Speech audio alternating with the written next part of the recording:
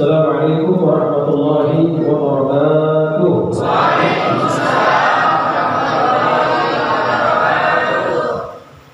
Alhamdulillah, alhamdulillah rabbil alamin. Ahkamul hakimin, khairur raziqin. Iyyahu na'budu wa iyyahu nasta'in. Asyhadu an la ilaha illallah wahdahu la syarika lah. شهادة تعرف بها اللسان عما تضمنه الجنان من التصديق بها والإذعان تصدق في الصدور من الإيمان قواعده وتلوه على أهل اليمين من سر ذلك الإذعان وتصديق شواهده. اللهم صل وسلم وبارك على سيدنا محمد صلاة العبد جلت حيلته ورسوله وسيلته وأنت لها يا إلهي ولكل قلب عظيم ففرج ما أنا به بسر بسم الله الرحمن الرحيم. قال ربي اشرح لي صدري ويسر لي أمري واحلل عقدة من لساني يفقهوا قولي. أما بعد.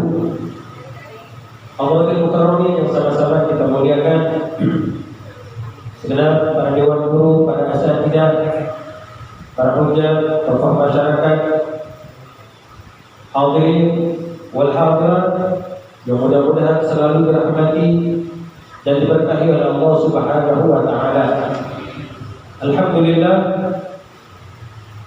salah satu kenikmatan yang masih bisa dirasakan oleh kita sebagai seorang hamba atas karunia dan kenikmatan yang begitu besar, atas karunia dan kenikmatan yang begitu agung yang Allah Subhanahu wa taala masih berikan kepada kita hingga di malam hari yang berbahagia ini, di mana Allah Subhanahu wa taala masih meringankan daripada langkah kaki kita, masih memberikan semangat di dalam hati dan jiwa kita, masih memberikan kekuatan di dalam iman dan Islam kita, sehingga kita masih mau untuk dapat hadir dan berkumpul di dalam salah satu taman-taman surganya Allah Subhanahu wa taala yang ada di muka bumi ini.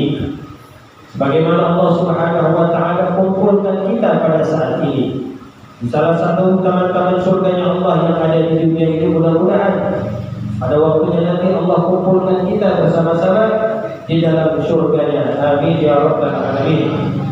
Salawat beriring salam marilah kita limpah curahkan dari bahan junjungan alam kekasih Allah, baginda Nabi besar kita Muhammad sallallahu alaihi wa ala alihi wa sahbihi wasallam, an-nabi rahmat syafi'il ummah, Nabi yang Allah jadikan dirinya sebagai rahmat untuk seluruh alam, dan di mana kita menjadi umatnya, kita yang menjadi orang-orang yang berjalan di atas syariat dan sunnah beliau. Kita berharap kepada Allah Subhanahu wa taala agar Allah Subhanahu wa taala dapat menyatukan kita, mengumpulkan kita bersama baginda Rasulullah sallallahu alaihi wasallam di yaumil qiyamah nanti. Amin ya rabbal alamin. Baik para hadirin wal hadirat yang sama-sama dimuliakan oleh Allah Subhanahu wa taala, kembali kita akan melanjutkan daripada pelajaran kita, di mana pada pelajaran yang lalu masih di dalam bayan yang menerangkan tentang tajhizul janazah, tentang pengurusan jenazah, yang dimana kita telah mempelajari daripada tahapan demi tahapan di dalam melakukan pengurusan jenazah, mulai dari pada saat seorang manusia dalam keadaan muhtabar, seorang manusia dalam keadaan nazah ataupun dalam keadaan sekarat. Kemudian setelah itu kita lanjutkan bagaimana kaifiyah ataupun tata cara bagi diri kita untuk memperlakukan mereka orang-orang yang telah diwafatkan oleh Allah Subhanahu wa taala dengan keadaan dan dalam keadaan yang terbaik. Kemudian pula kita telah mempelajari daripada kaifiyah ghuslul janazah, bagaimana cara memandikan jenazah. Dan insyaallah pada hari ini kita akan mempelajari tentang kaifiyat takfinul janazah, tentang bagaimana cara mengkafankan jenazah, yang dimana ini merupakan hak bagi mereka seorang manusia ketika mereka diwafatkan oleh Allah Subhanahu wa taala. Sebelum kita masuk kepada kaifiyah ataupun tata cara di dalam mengkafankan seorang jenazah, ada beberapa hukum yang terkait di dalam mengkafankan jenazah di sini. Para fuqaha, para ulama ahli fikih menentukan 3 hukum yang terkait di dalam mengkafani jenazah. Hukum yang pertama adalah wajib, kemudian hukum yang kedua adalah mandub atau sunnah, dan hukum yang ketiga adalah jaiz atau mubah di sini. Bisa kita katakan boleh. Kita lihat kepada hukum yang pertama. Hukum wajib di sini adalah di mana diwajibkan bagi mereka orang yang hidup untuk mengkafankan mereka orang-orang yang telah wafat. Siapakah mereka? Yang pertama adalah lil muslim, adalah orang yang beragama Islam. Jadi hukumnya wajib orang yang beragama Islam apabila mereka wafat, maka mereka harus dikafankan. Hukumnya wajib, terkecuali mereka orang-orang yang mendapatkan satu kemuliaan dari Allah Subhanahu wa taala di dalam proses kafan yang kita lakukan dari orang yang hidup kepada orang yang telah wafat, seperti apa yang telah kita bahas pada pertemuan yang lalu. Dan kemudian yang wajib untuk dikafani juga adalah wal kafir dhimmi, seorang kafir.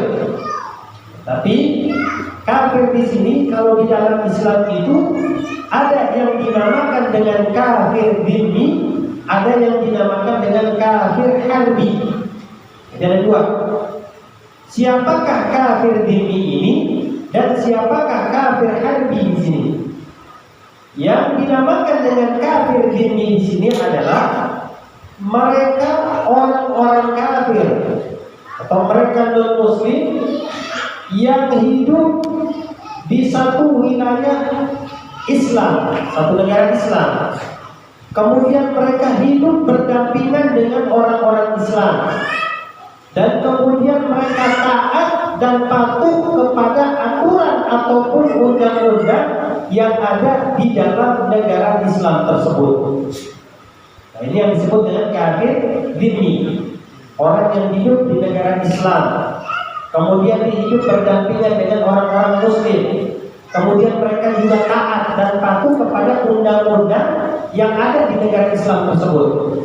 Jadi kalau negara Islam tersebut suruh bayar pajak, dia bayar pajak kepada hukum Islam. Dia taat kepada undang-undang Islam, tapi dia bukan seorang Muslim. Nah, maka dia dinamakan sebagai seorang kafir dhimmi. Mereka orang-orang yang dikatakan sebagai kafir dhimmi di sini, mereka punya hak.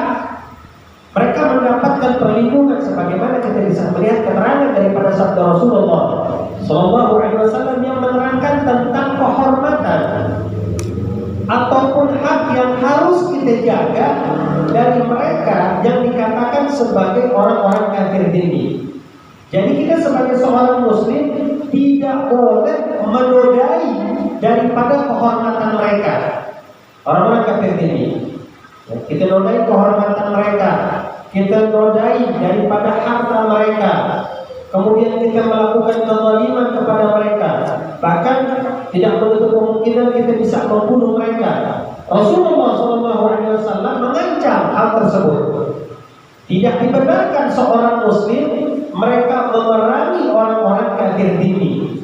Orang-orang kafir dhimmi mereka hidup dan mendapatkan perlindungan di bawah ataupun naungan hukum dan negara Islam. Gitu. Itu namanya kafir dhimmi kalau hidup di negara Islam. Maka negara kita kan negara mayoritas penduduknya Muslim, tetapi hukum yang dipergunakan bukanlah hukum Islam. Tapi sebagian besar hukum tersebut diadopsi dari hukum-hukum yang telah ditentukan oleh para penjajah. Seperti itu, ya. Itu yang pertama. Kemudian berbeda dengan kafir harbi. Siapa kafir harbi? Kafir harbi ini adalah orang-orang kafir yang memerangi umat Islam. Ya. Orang-orang kafir yang memerangi umat Islam, dia mesti kita perangi lagi. Gitu. Kalau dia memerangi umat Islam dan darah mereka dikatakan halal bagi kita. Kalau andai kata mereka memerangi kita sebagai umat Islam, maka orang-orang kafir harbi kalau dia meninggal, tidak wajib hukumnya untuk dikafankan. Terserah dia mau pakai jas, ya boleh, atau dia mau pakai baju adat daerahnya silakan. Kafir, terkecuali kafir dini. Kalau kafir dini wajib untuk dikafankan. Kan dia kafir, kita lihat dulu kafir apa. Kalau ada kafir dini wajib hukumnya untuk dikafankan sama seperti seorang muslim. Seperti itu, ya. Kemudian hukum yang kedua adalah manduh atau sunnah di sini. Hukum menggunakan kafan disunnahkan bagi siapa? Lisikati alladzi lam yadhhar fihi mabda'ul khalqi adami. Bagi as-sidq atau sidq di sini adalah bayi yang keluar sebelum sempurna hitungan waktunya. Jadi kalau kita bilang bisa keguguran gitu, ya. Ini seorang wanita yang mengalami keguguran sehingga keluarlah janin daripada rahimnya, akan tetapi bentuk janin tersebut dikatakan lam yadhhar fihi mabda'ul khalqi, tidak menunjukkan daripada bentuknya manusia. Bisa jadi janin yang keluar itu dalam bentuk segumpal daging, belum ada tangan atau belum ada kaki, belum ada kepala, masih dalam bentuk segumpal daging. Nah, apabila seorang wanita mengalami keguguran dan keluar dari rahimnya dalam bentuk segumpal daging, maka ketika kita akan mengumpulkan daripada janin dalam bentuk segumpal daging tersebut, disunnahkan, tidak diwajibkan, disunnahkan bagi kita untuk kita kafankan. Sekalipun yang kita kafanin boleh, boleh, tidak ada masalah, karena hukumnya sunnah. Ya, tapi kalau andai kata kita mengumpulkan janin tersebut, walaupun masih dalam bentuk segumpal daging, kalau andai kata kita kafankan, sebagian ulama mengatakan karahatul bidah, makruh hukumnya. Karena apa? Khilafus sunnah.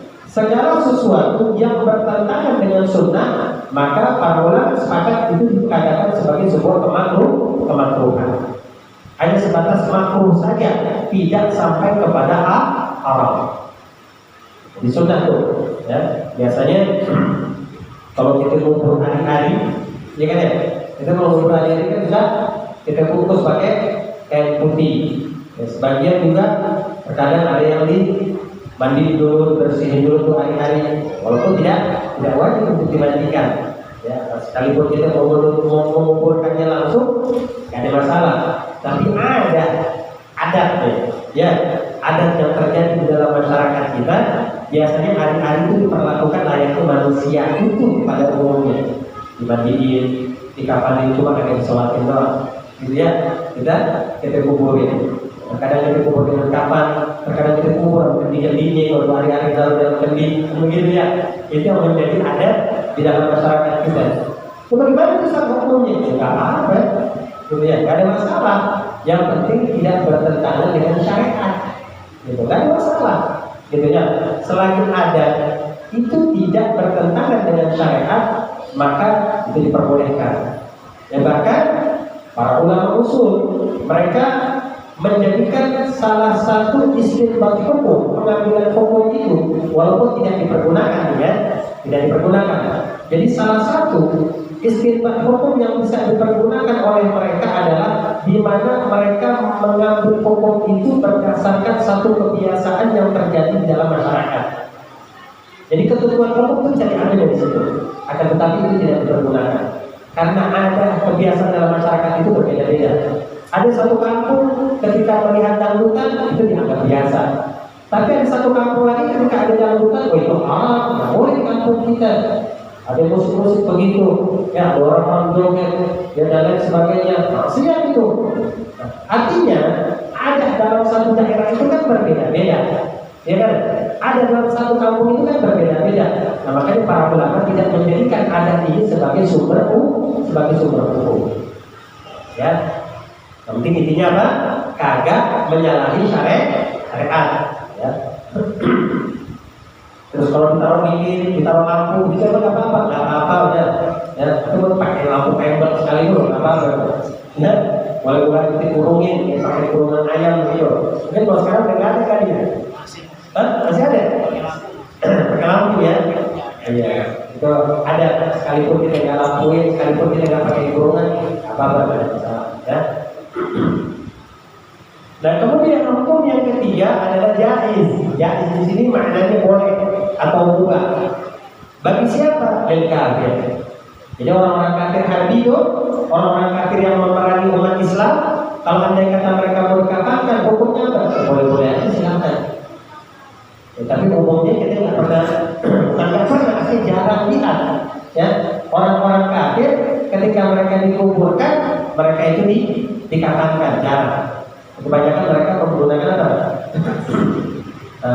Pakaian, ya, pakaian jas atau apa gitu ya, atau pakaian adat mereka, ya bahkan dirias, didandanin, ya itu yang biasa kita lihat. Sekalipun kalau andai kata mayat muslim dirias boleh ya, nanti pada akhirnya akan timbul pertanyaan kayak gitu. Kan itu suka gitu orang Kristen atau orang agama lain lah. Kalau meninggal kan suka didandani yang perempuannya. Yang laki-laki juga gitu, rambutnya disisirin, dirapiin. Bagaimana kalau andai kata itu kita perlakukan kepada mereka mayat-mayat dari orang-orang Islam? Nah, di sini para ulama berbeda pendapat dan istilah. Jadi ada yang memakruhkan, tidak sampai mengharamkan. Jadi ada yang memakruhkan dan ada yang memperbolehkan. Sebagian mazhab di dalam mazhab Imam Hambali atau di dalam mazhab Imam Hanafi itu memakruhkan perkara tersebut. Kenapa mereka sampai memakruhkan perkara tersebut? Karena yatashabbahu bil kufar. Karena menyerupai daripada apa yang dilakukan oleh orang-orang kafir. Tapi Imam Syafi'i berbeda pendapat ini dalam mazhab kita nih. Ya, walaupun dalam mazhab yang lain juga ada yang memperbolehkan. Dalam mazhab Imam Syafi'i itu ditafsir. Kalau untuk mayat anak kecil dan perempuan itu boleh hukumnya. Kalau sekalipun mau didandani, sebatas dipakai bedak, disisirin, gitu ya, itu boleh kalau dalam mazhab ini. Kalau untuk anak kecil, perempuan dan kemudian wanita dewasa. Tapi kalau untuk laki-laki di dalam mazhab ini itu makruh. Kalau disisirin doang bagaimana? Ya rambutnya rapi. Dan di sini juga terjadi khilaf di antara para ulama kita deh. Seperti salah satu riwayat yang dikeluarkan oleh Sayyidatina Aisyah, di mana Sayyidatina Aisyah memakruhkan atas seseorang yang di mana mereka menyisir daripada rambut orang yang telah wafat. Ya. Tapi sebagian lagi pendapat mengatakan sekarang dikatakan oleh Imam Abdullah bin Abbas, di mana beliau mengatakan diperbolehkan. Jadi tidak ada masalah. Ibn Abbas, Ibn Mas'ud, itu memperbolehkan sebatas disisir, tapi tidak memotong rambutnya, atau tidak memotong kukunya, atau tidak memotong bagian yang terdapat pada tubuh si jenazah. Tidak boleh kalau itu. Jadi kalau nikah jenazah rambut panjang, dia ada panjang. Kalau kukunya panjang, kita potong dulu, nggak usah dibiarin. Bersihkan aja kotoran-kotoran yang berada di bawah kukunya, tanpa kita harus memotong kukunya. Nggak boleh dibiarin aja. Terus seperti itu, ya. Nah itu adalah 3 hukum yang terkait di dalam kafan. Nah kemudian penentuan di dalam penggunaan kafan baik bagi laki-laki ataupun perempuan. Seperti kita ketahui kalau untuk laki-laki itu tala kain, 3 helai kain putih untuk laki-laki, ya, 3 helai kain putih. Kalau untuk kaum wanita itu ada 5. Untuk kaum wanita itu ada 5. Yang pertama giza, kain sarung. Ya. Yang pertama adalah kain sarung giza. Yang kedua adalah qamis, baju panjang. Ya. Kemudian yang ketiga adalah khimar, kerudung yang dipakaikan yang menutupi kepala, punggung dan dadanya. Khimar itu namanya. Dan kemudian lipatan 2 helai kain lapis untuk menutupi setelahnya. Itu bedanya laki-laki dan perempuan. Kalau laki-laki cuma 3 aja, tanpa ada tambahan celana, tanpa ada tambahan baju dan lain sebagainya. Walaupun ada di sebagian masyarakat kita suka ada yang nambahin pakai celana, suka ada yang nambahin pakai baju. Gimana Ustaz umumnya? Kalau andai kata untuk jenazah laki-laki, untuk mayat laki-laki kita tambahin pakai celana pakai baju, ya boleh-boleh aja. Tapi yang harus kita pahami, setiap helai kain kafan itu ada haknya. Setiap kain kafan itu ada haknya. Di dalam kain kafan yang dipergunakan oleh seorang jenazah itu ada haknya Allah. Ada haknya Allah. Kemudian yang kedua ada haknya si mayit. Kemudian yang ketiga ada haknya lil gharamah, orang yang berhutang. Beda. Orang yang pakai kain kafan karena banyak hutang sama orang yang pakai kain kafan dan punya hutang itu beda. Kalau dalam agama diatur begitu. Nanti diukur daripada kemampuan dan ketidakmampuannya. Dan kemudian yang keempat adalah hakul warathah, haknya ahli waris. Dan patut, haknya Allah, haknya si mayit, haknya orang yang berhutang, dan haknya ahli waris. Sekarang kita perhatikan mana yang menjadi haknya Allah, mana yang menjadi haknya si mayit, mana yang menjadi haknya orang yang berhutang, dan mana yang menjadi haknya ahli waris. Dari 3 helai kain kafan yang dipergunakan, yang pertama adalah haknya Allah. Haknya Allah itu kain kafan yang mana? Batasannya dari mana ke mana? Haknya Allah. Dikatakan bahwa yang menjadi haknya Allah adalah ma yasturul auratu ma baina surrah wa rukbah. Yang menjadi haknya Allah apa-apa yang menutupi aurat mereka mulai dari pusar sampai dengan lutut. Itu haknya Allah. Ya. Jadi kalau dalam penggunaan kafan yang harus kita perhatikan haknya Allah. Jadi jangan sampai ketika kita menggunakan kafan, satu helai kain kafan tapi tidak bisa menutupi secara utuh. Harus menutupi secara utuh setiap helainya. Tidak boleh tutupi masih terbuka, tapi ditiban lagi. Dan ini kalau begitu. Nanti akan kita bahas semuanya, kita praktekkan semuanya. Ya. Haknya Allah. Jadi haknya Allah di dalam kain kafan dari mana? Dari pusar kalau untuk laki-laki sampai lutut. Kalau untuk perempuan jadi badannya, seluruh badannya, auratnya. Itu untuk perempuan. Ya. Kemudian waya pada yajuzu isqatuhu wa in usyal bid'ah. Dan tidak boleh bagi kita untuk menghilangkan apa yang menjadi haknya Allah di dalam kain kafan tersebut, walaupun si mayit berwasiat. Jadi si mayit sebelum mati, sebelum dia meninggal dia wasiat. Saya mewasiatkan, kalau andai kata saya masih, kalau andai kata saya meninggal, kagak usah kafanin. Misal ada jenazah kayak begitu. Nah maka wasiat tersebut nggak usah ditunaikan. La wasiat dari maksiatul kafir. Jadi tidak boleh kita melakukan sebuah maksiat yang di dalamnya adalah bermaksiat kepada Allah. Gitu. Tapi ini kan wasiat wajib, kita lihat dulu wasiatnya. Wasiatnya bertentangan nggak dengan aturan Allah? Kalau andai kata wasiat tersebut tidak bertentangan dengan aturan Allah, laksanain. Tapi kalau wasiat tersebut bertentangan dengan aturan Allah, apalagi yang menjadi haknya Allah di dalam penggunaan kain kafan, hatta di mayat wasiat, jangan diturunin. Ya, jadi tetap kita penuhi haknya Allah. Kalau untuk laki-laki adalah kita pergunakan tertutupi mulai dari pusar sampai lutut. Kalau untuk perempuan jami'u badaniha, seluruh badannya. Itu yang pertama. Yang kedua, dari kain kafan itu adalah haknya si mayit sekarang. Haknya Allah boleh.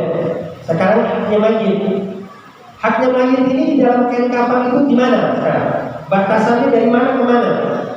Ma yasuru baqiyatul badan min libabatil ula. Apa-apa yang menutupi tubuhnya sisa daripada kain yang pertama.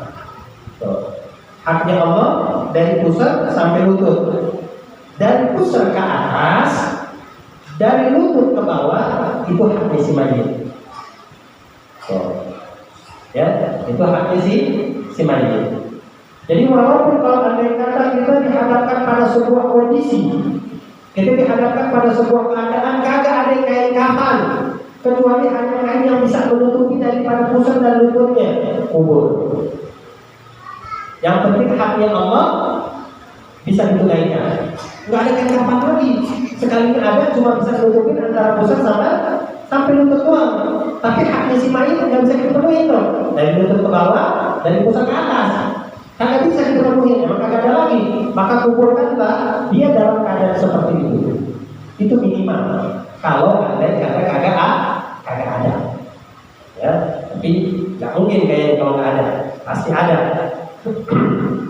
Walaupun di sini terjadi perbedaan pendapat di antara para ulama, bolehkah kalau andai kata haknya si mayit yang kita penuhi, kita cuma memenuhi haknya Allah Subhanahu Wa Taala doang.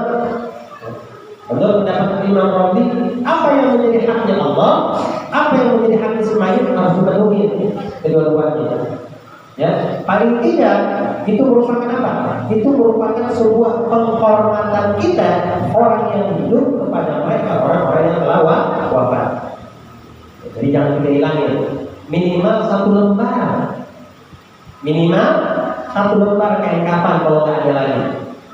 Tuh, ya ini perbedaan pendapat di antara para ulama kita. Kemudian yang ketiga adalah haknya ulama. Haknya ulama itu maksudnya haknya orang yang meninggal dalam keadaan punya hutang yang banyak. Sampai-sampai dia udah gak punya harta lagi. Udah gak punya harta lagi buat membayar hutang. Nah, orang-orang yang meninggal dalam keadaan seperti ini, kapannya bagaimana? Nah, dikatakan mereka tidak wajib untuk dikafankan dengan kafan helai kedua dan helai ketiga. Cukup 1 helai saja. Kalau andai kata dia meninggal bahwa hutangnya banyak, kagak bisa belikan kafan karena apa? Hutangnya terlalu banyak. Maka lipatan yang kedua dan lipatan yang ketiga itu nggak wajib. Yang wajib itu adalah lipatan yang pertama. Itu hakul ghurama namanya. Ya, haknya orang-orang yang punya hutang. Ya, sekalipun dia ninggalin harta, ya hartanya nggak cukup. Udah habis buat bayar hutang. Kalau kita dihadapkan pada pilihan itu ada harta nih. Tapi kalau andai katanya harta dibayar hutang, kapan nggak kebeli ambil 3 helai. Tapi kalau andai katanya harta kita pakai beli kapan, hutang nggak kebayar. Kira-kira dulunya mana? Dulunya hutang. Ya, hutang dulu yang kita dahulukan. Makanya yang menjadi sebuah kesunahan buat kita nih, ya, walaupun terkadang di dalam masyarakat kita masih salah di dalam memahaminya. Orang kalau ketika kita pastikan mereka telah wafat, udah meninggal, sebelum kita kuburkan mereka, paling tidak utangnya udah terbayar. Sebelum kita kubur nih, utangnya udah terbayar, wasiatnya udah dilaksanakan, kemudian warisannya udah dibagi-bagi. Kalau di kita nih, di masyarakat kita orang tua belum dikubur, gitu ya, udah pada ribut ambil warisan, kayaknya nggak pantas benar gitu, ya. Tapi harus begitu. Dalam arti kata pembagian itu bukan pembagian secara apa? Secara nyata dan jelas seperti apa yang kita dapat di masyarakat kita, kagak. Pembagian dalam arti kata pembagian hitungan. Ini si mayit meninggalkan berapa orang anak? 3 orang anak, 2 laki-laki dan 1 perempuan, kemudian dan